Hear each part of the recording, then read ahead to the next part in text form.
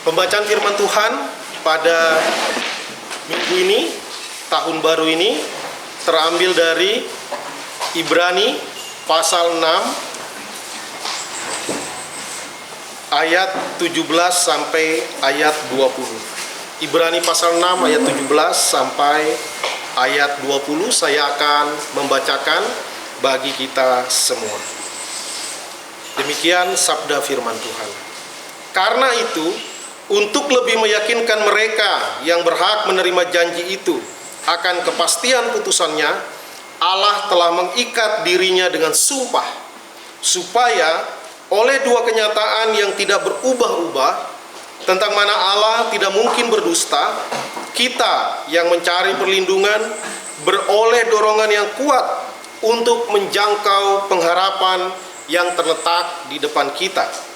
Pengharapan itu adalah sauh yang kuat dan aman bagi jiwa kita, yang telah dilabuhkan sampai ke belakang tabir, di mana Yesus telah masuk sebagai perintis bagi kita, ketika Ia menurut peraturan Melkisedek menjadi imam besar sampai selama-lamanya. Sedemikian jauh pembacaan firman Tuhan. Berbahagialah kita yang membaca, merenungkan, dan melakukan firman Tuhan dengan giat di dalam kehidupan kita hari lepas hari.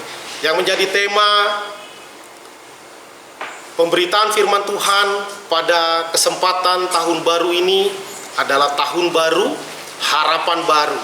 Bagaimana kita membutuhkan pengharapan di tahun yang baru ini. Tahun 2020 baru saja kita lewati beberapa jam yang lalu.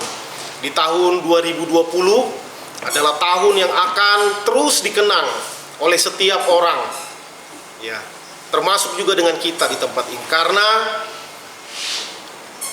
2/3 bahkan 3/4 dari tahun 2020 ini dilalui di masa pandemi COVID-19.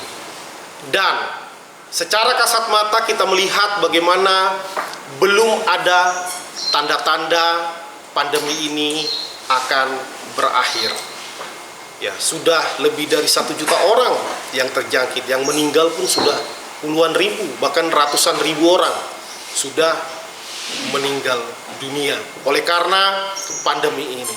Dan belum lagi vaksinnya mulai disuntikkan kepada tenaga kesehatan di Indonesia, sudah mulai muncul lagi varian yang baru, jenis yang baru yang menyerangnya lebih cepat, ya, dan daya bunuhnya lebih tinggi, jadi lebih ganas virusnya. Padahal yang lama saja masih belum sempat disuntikkan vaksinnya, tetapi kita bersyukur vaksinnya sudah ada, tetapi untuk varian yang baru belum ada dan belum dicoba di negara kita.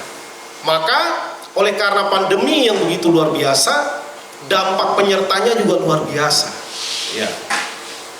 Berapa triliun bangsa ini menggelontorkan dana yang sedianya digunakan untuk hal-hal lainnya seperti infrastruktur, pembangunan sumber daya manusia. Akhirnya banyak dana negara yang digunakan untuk penanggulangan pandemi COVID-19 beserta dengan dampak penyertanya, krisis ekonomi, ya, sampai orang yang bekerja yang punya gaji pun dapat bantuan. Karena apa? Karena juga terdampak, ya. Ada begitu banyak dana yang digelontorkan, ratusan triliun yang sudah digelontorkan, dan kelihatannya akan terus berjalan, ya. Maka dunia dilanda krisis. Dunia dengan segala cerdik cendikianya, ya, yang telah memajukan dunia ini dengan berbagai teknologi, dengan perkembangan ilmu kesehatan, ilmu kedokteran, ilmu patologi, ilmu tentang sakit penyakit, ya. Ada banyak ahli virologi, ya, ahli virus pun ternyata dengan kedatangan pandemi ini semuanya panik, ya, panik, sehingga menimbulkan ketidakpastian, menimbulkan sebagian orang menjadi putus asa, ya. Negara masuk dalam resesi. Maka tahun 2020 akan terus diingat bagaimana kesehatan begitu terganggu, ekonomi begitu terganggu, stabilitas politik juga pastinya terganggu. Belum lagi ditambah dengan masalah-masalah kebangsaan lainnya di negara kita, seperti intoleransi, terorisme, narkoba, dan lain sebagainya. Ya. Maka ada banyak orang yang memasuki tahun ini dengan kekhawatiran, dengan ketakutan, dengan ketidakpastian. Ya. Karena memang satu-satunya yang pasti di dunia ini adalah ketidakpastian. Ya. Satu-satunya yang pasti adalah ketidakpastian. Siapa yang bisa memastikan apa saja yang akan terjadi di tahun ini? Tidak ada. Semuanya hanya prediksi. Prediksi ekonomi, prediksi perpolitikan, prediksi tentang pariwisata, bagaimana cara meningkatkan pariwisata walaupun tidak boleh bepergian dalam jumlah besar orangnya. Lalu turis asing juga, turis mancanegara sudah dilarang masuk ke negara kita selama 2 minggu. Ya. Semuanya menjalankan prediksi-prediksi. Ya. Menjalankan prediksi-prediksi yang tentunya tidak pasti. Semuanya berdasarkan asumsi-asumsi dan kemungkinan-kemungkinan, walaupun ada target-target yang pasti sudah dibuat, tetapi pencapaiannya nanti akan tergantung kepada proses semuanya. Dan ternyata tatanan dunia yang sudah dibuat dengan begitu baik, ya, sistem pemerintahan semua sudah teratur, ternyata digoncang dengan satu makhluk yang tidak bisa kelihatan saja, semuanya goyah dan semuanya terdampak. Semua sisi juga terdampak, termasuk sisi kerohanian. Ya, dulu orang bisa beribadah, sekarang banyak sekali gereja yang belum boleh membuka pintu gerejanya untuk beribadah secara langsung atau secara offline. Dan kita termasuk yang beruntung, walaupun dengan jumlah sedikit, dengan kursi yang diberikan jarak aman, lalu mengenakan masker, menjalankan protokol yang dilakukan, yang ditentukan oleh pemerintah, kita bersyukur kita masih beribadah kepada Tuhan. Dan apa yang membuat manusia bisa bertahan di dalam berbagai-bagai kesulitan, tantangan, bahkan kalau dibilang masa depan suram, apa yang membuat manusia bisa bertahan? Jawabannya adalah pengharapan. Pengharapan. Itulah yang membedakan manusia dengan binatang. Ya. Binatang itu tidak memikirkan harapan, tidak memikirkan tentang iman. Ya. Dan di sisi lain, karena misalnya binatang atau tumbuh-tumbuhan tidak memiliki pengharapan, maka di sisi lainnya mereka tidak bisa putus asa. Ya, tidak bisa frustasi. Ya.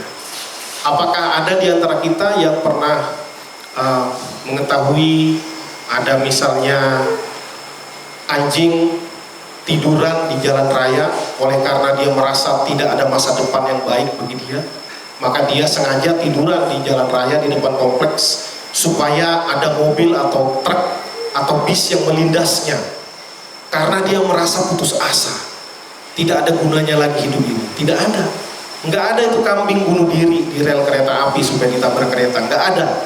Tapi manusia banyak. Kenapa? Karena harapannya pupus, karena cita-citanya gagal. Maka semakin besar pengharapan, kalau tidak tercapai, maka semakin dalam kekecewaannya. Itu yang tidak dipunyai oleh binatang. Ya. Tetapi walaupun dalam kekecewaan, bagi manusia yang bisa membuatnya bertahan adalah pengharapan. Nah, pertanyaannya, kepada siapa kita berharap? Kepada siapa? Kepada manusiakah? Kepada pemerintahkah? Kepada diri kita sendiri kah? Atau kepada siapa? Nah, ini penting, ya. Karena dikatakan di sini pengharapan itu adalah sauh yang kuat. Konteks pengharapan di sini adalah pengharapan akan janji keselamatan yang diberikan oleh Tuhan. Maka dikatakan pengharapan itu adalah sauh yang kuat. Sau itu adalah jangkar. Ya, jangkar. Saya baru dengan jelas melihat jangkar waktu saya bekerja melayani di Aceh. Ya, berkali-kali berulang-ulang saya ikut nelayan pergi ke laut, kapal yang cukup besar. Ya, dari kayu, awaknya 7 orang. Ya, untuk mencari ikan. Nah, ketika kami jalan sudah ke tengah lautan, kedalaman sekitar 30 sampai 40 meter, maka supaya kapal itu tetap terapung dan tidak terombang-ambing akhirnya hilang arah, maka kapten kapal akan melepaskan jangkar, sau. Ya. Dan sau itu kalau yang di sana modelnya 3, yang tajamnya itu 3. Ya, jadi ketika dilemparkan ke bawah, maka ada tali yang menyambung dari kapal, maka jangkar itu akan sampai ke dasar laut, Dan ketika kapal itu diombang-ambingkan oleh gelombang dan angin, maka ketika bergeser kapal itu, maka jangkar itu akan menancap di dasar lautan. Dan semakin ditarik, tancapannya akan semakin dalam. Jangkar itu tertancap di dalam lautan, di pasir kan, di batu karang kan, yang pasti dia akan menancap, mencengkeram dengan kuat. Semakin kencang anginnya, semakin menancap itu jangkarnya, saunya. Seperti itulah gambaran pengharapan. Seperti itulah gambaran akan iman. Ya. Di sini dijelaskan bagaimana Tuhan memberikan pengharapan yang pasti. Ya, pasti. Ada garansinya, garansi seumur hidup. Yaitu apa? Pengharapan akan kehidupan kekal. Pengharapan akan keselamatan di dalam surga. Itu adalah pengharapan yang pasti. Karena apa? Karena yang berjanji adalah Tuhan. Yang tadi saya katakan, kepada siapa kita berharap? Ternyata manusia dengan segala kemampuannya, dengan segala kecerdasannya pun masih bisa goyah, masih bisa goncang, rencananya masih bisa gagal. Dan itu menunjukkan bahwa kita hanyalah manusia yang membutuhkan Tuhan. Ya. Seberapapun hebat kita merencanakan, membuat planning dan mengejar supaya tujuan-tujuan atau goal di dalam pekerjaan kita, di dalam hidup kita tercapai, pun tetap ada faktor X yang bisa membuyarkan semua rencana dan program kita. Ya. Tetapi kalau Tuhan yang memberikan pengharapan, yang memberikan janji, maka itu tidak akan goyah. Karena apa? Karena itu adalah sifat Tuhan. Dikatakan di ayat 18, supaya oleh 2 kenyataan yang tidak berubah-ubah, ya, 2 kenyataan itu berbicara tentang sifat Allah dan janji-janji Allah. Allah itu adalah Allah yang setia. Kalau dia berkata pasti digenapi. Waktunya kapan Tuhan yang tahu, tapi pasti digenapi. Ketika Tuhan memberikan janji di sini disinggungnya tentang Abraham. Bagaimana Tuhan menjanjikan bahwa keturunan Abraham akan seperti bintang di langit, banyaknya seperti pasir di lautan, tidak bisa dihitung jumlahnya.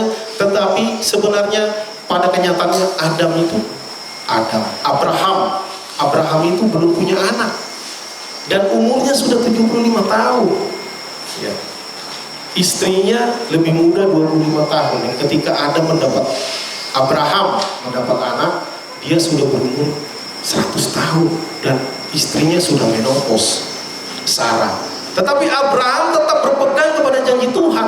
Dia tidak melihat apa yang ada di hadapannya, dia tidak melihat fakta yang ada di dunia ini, tetapi dia melihat hal yang melampaui fakta itu.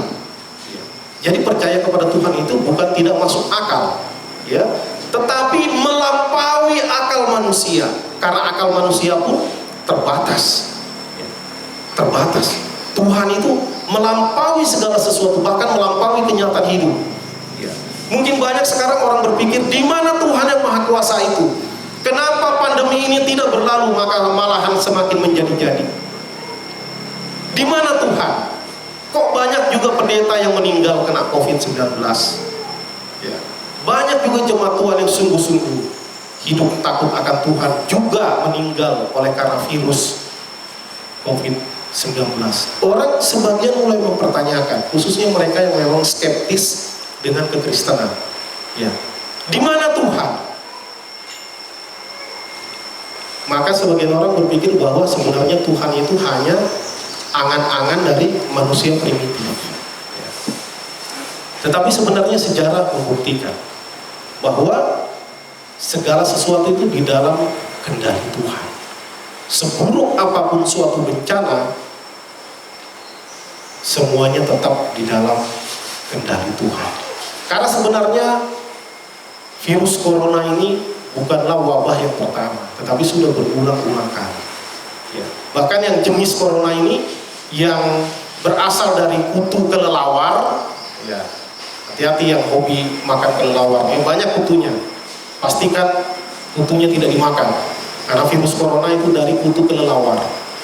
Dan jenis yang mirip ini, varian yang lain itu juga yang menyebabkan wabah yang terkenal sekitar 17 tahun lalu. Namanya itu penyakitnya dibilangnya SARS, itu sakit pernapasan akut, itu juga dari virus corona, tapi varian yang lain. Lalu sekitar 8 tahun lalu juga ada sakit MERS. Ya, MERS itu di Timur Tengah, tetapi juga dari virus corona. Nah, sekarang yang COVID-19 ini adalah virus corona versi yang lain lagi, varian yang lain. Dan itu sudah berkali-kali menyerang umat manusia. Tetapi memang COVID-19 ini yang paling persebarannya itu paling luar biasa. Kenapa? Karena sekarang negara sudah begitu maju, teknologi sudah begitu maju, dan pariwisata luar biasa. Ya. Yang menyebarkan penyakit ini dengan cepat adalah orang yang bepergian. Orang yang bepergian. Pertama dari kutu itu, ya, mungkin menjangkiti kelelawar, lalu ada kutu yang mungkin mutasi kepada manusia, dan ternyata bisa menular dari hewan ke manusia, lalu dari manusia ke manusia, dan manusia karena mobilitasnya begitu tinggi, ke sana kemari, ya, bertemu dengan banyak orang, ya, berdharma wisata kemana-mana, akhirnya persebarannya luar biasa. Kalau 20 tahun yang lalu ya tiket pesawat masih mahal, nggak seperti sekarang, ya, istilahnya orang biasa-biasa pun naik pesawat semuanya. Kalau dulu masih naik kapal laut. Tapi ternyata kalau kita lihat beberapa abad ke belakang, virus corona ini belum ada apa-apanya. Di pertengahan abad ke-14 itu terjadi wabah yang luar biasa yang menghabiskan 1/3 sampai 2/3 jumlah populasi orang Eropa. Ya. Para ahli memperkirakan antara 75 juta sampai 200 juta orang Eropa meninggal karena wabah pes pada waktu itu, tidak ditemukan obatnya. Itu berasal dari kutu tikus. Ya. Lalu tikus-tikus itu terjangkit oleh wabah pes itu. Nah, karena tikusnya cepat mati, paling lama 2 minggu tikusnya mati, maka kutu-kutu ini membutuhkan induk yang baru. Maka mereka pindah ke manusia. Nah, dan pindah karena waktu itu yang berkembang adalah pelayaran, maka pindah dari dermaga ke dermaga. Para pelaut terkena, maka tersebarlah di seluruh Eropa. Ya, tapi tidak cepat sekali, dan itu prosesnya bertahun-tahun, dan itu benar-benar berdampak kepada Eropa, baik secara ekonomi, termasuk dalam sisi gereja juga terdampak semuanya. Dan satu artikel yang saya baca, itu dampaknya sampai 150 tahun kemudian baru pulih. Ya, luar biasa. Yang meninggal dikatakan antara 75 sampai 200 juta orang. Ya, itu begitu dahsyat waktu itu, yang namanya sakit pes itu. Dan itu terus ada sampai abad 19. Artinya berapa abad itu? Dari abad 14 sampai abad 19. Tetapi yang parahnya itu beberapa tahun pertama. Ya, beberapa tahun pertama. Tetapi penyakit pes setiap musim semi dan musim panas, maka pes itu ada karena tikus-tikus berkeliaran. Kalau udah musim dingin hilang. Ya, karena tikus-tikus juga sembunyi, tidak keluar. Ya, seperti itu. Dan setelah di Eropa punah, muncul di Indonesia dan di Jawa waktu itu juga menjadi wabah yang sangat menakutkan di awal tahun 1900-an, wabah pes. Ya, kalau sekarang sudah mungkin sebagian dari antara kita nggak pernah dengar itu istilah pes. Ya, yang ada tompes, kantong tompes. Ya, kalau itu banyak. Ya, tapi wabah penyakit pes itu hampir tidak kita temui lagi sekarang. Bahkan sebagian generasi muda tidak pernah mendengar ada penyakit yang namanya pes. Ya. Namun demikian toh Eropa juga tidak punah. Ya. Setelah dari Eropa lari ke Afrika, lari ke Asia tahun 1900-an dan terus menyebar dan juga tidak menghabiskan seluruh dunia. Pelajaran yang kita tarik adalah sehebat-hebatnya manusia, ya, dia harus ingat bahwa dia bukan Tuhan. Ya. Selalu ada faktor X, ya, atau the invisible hand, ada tangan yang tidak terlihat yang mengendalikan dunia ini.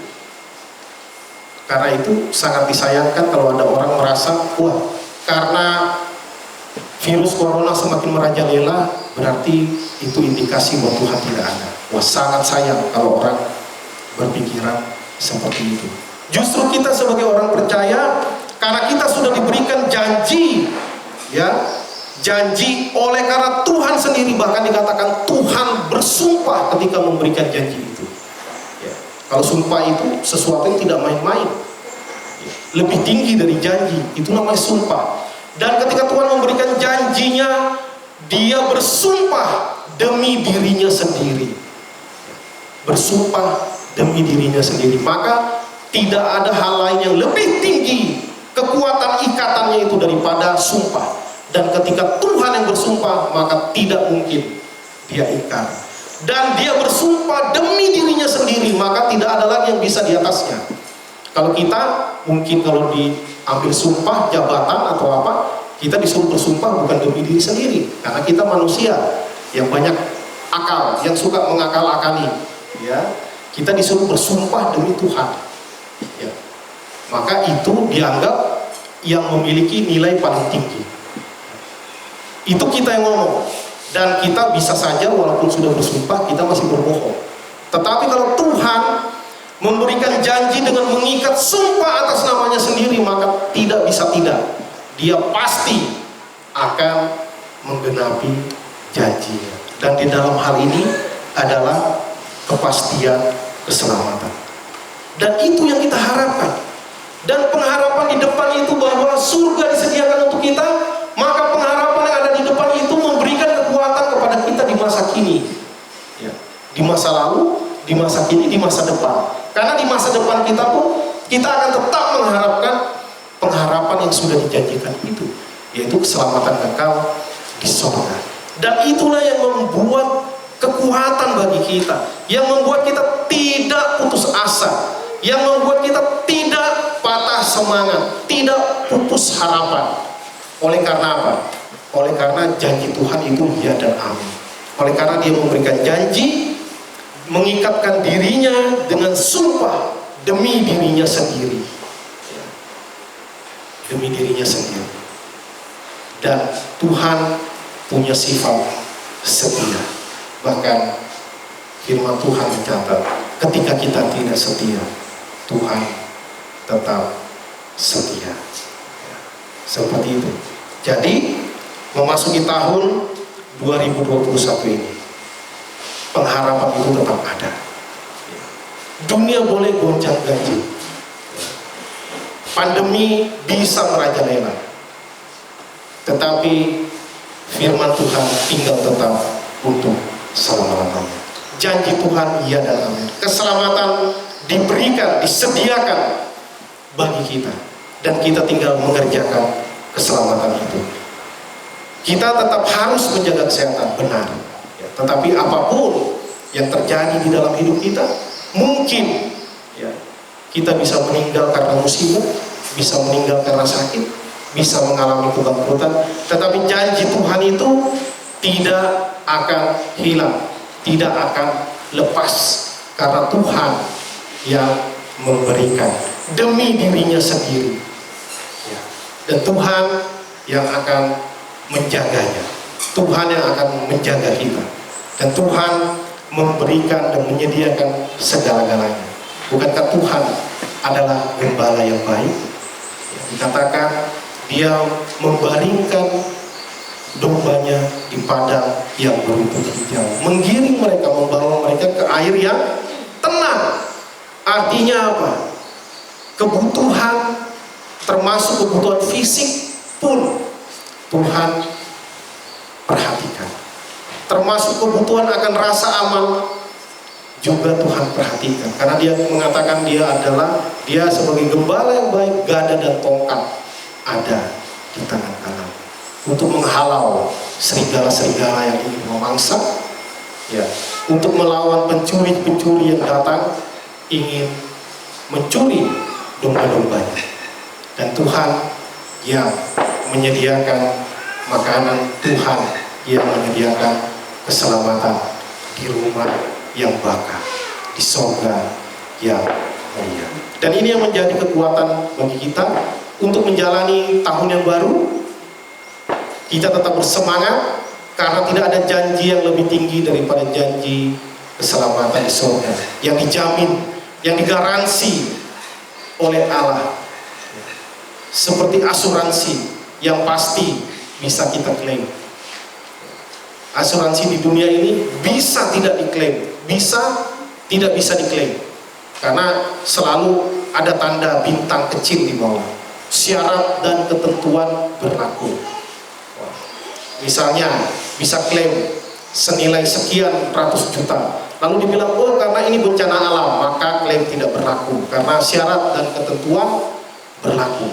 Oh ini akibat dari peperangan maka klaim tidak berlaku. Kalau janji dari Tuhan maka tidak ada bintang kecilnya di bawah. Tuhan pasti akan memberikan. Kalau memang kita orang yang dipilih oleh Tuhan. Jadi seperti itu. Dan itu menjadi dasar kekuatan kita, modal kita untuk menjalani tahun yang baru. Sehingga walaupun apa yang terjadi di hadapan kita sepertinya suram, gelap, tidak ada harapan, tetapi bagi kita orang yang percaya kepada Yesus Kristus selalu ada pengharapan. Dan pengharapan di dalam Tuhan tidak mengecewakan, bahkan memberikan kekuatan kepada kita untuk menjalani kehidupan. Kiranya Tuhan yang menolong dan memberkati kita sehingga kita boleh menjalani tahun 2021 ini penuh dengan pengharapan, penuh dengan rahmat Tuhan. Kiranya Tuhan yang memberkati kita. Amin.